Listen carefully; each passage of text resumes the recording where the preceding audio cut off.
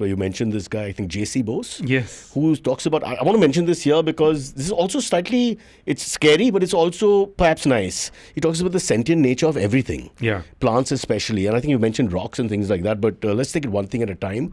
And he was sort of, initially people were interested in what he said, and then they scoffed and said, no, where's the science?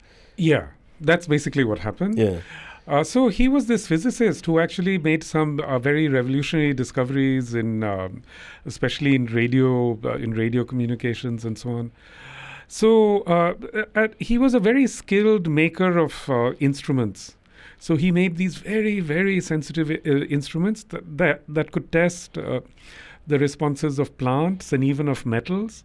So he would subject the plant to some sorts of stimuli, and you could see the plant could actually feel things. It could feel pain. It could feel, shock. And now we all know that plants do communicate with each other. Trees communicate with each other. My God.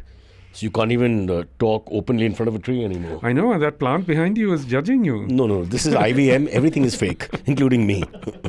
We have no sense of sincerity here.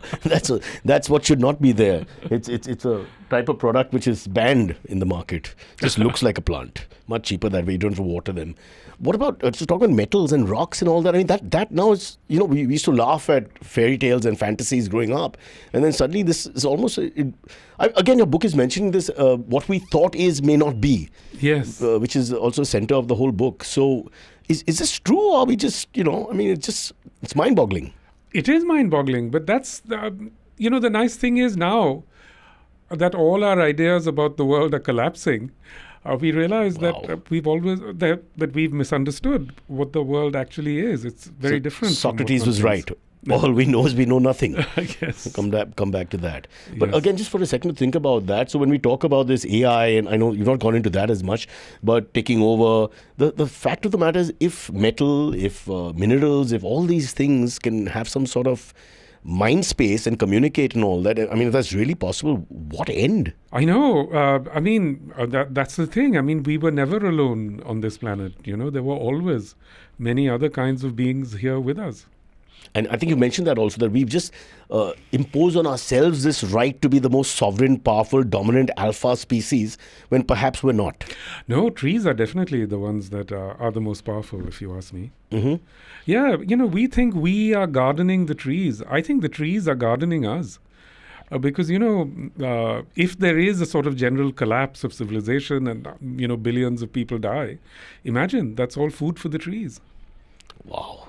Last Tree Standing. That's going to be my book. Can you imagine? I can't believe this is coming true. I was just thinking back to fairy tales that we grew up on, many of the German ones with the trees talk and, Jack and the Beanstalk and those kind of things. And the trees are very, very prominent in those. Maybe they knew more than we thought they knew. They definitely know more fantasy. than we think. Ouch. Yeah, the trees are, as species, they're much older than us. They'll outlast us. Yeah. No, I have a pet tree. I shouldn't say that. Ouch.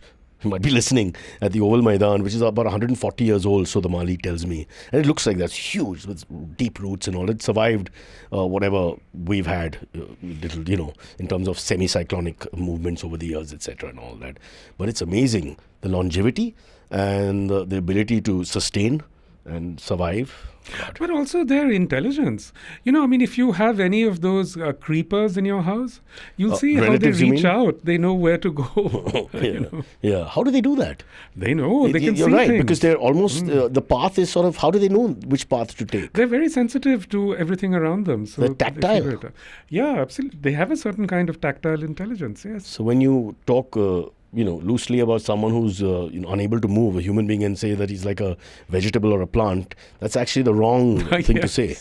Because the plant is actually, or the vegetable might actually move much more than you know. And exactly. So be careful with your language, auntie.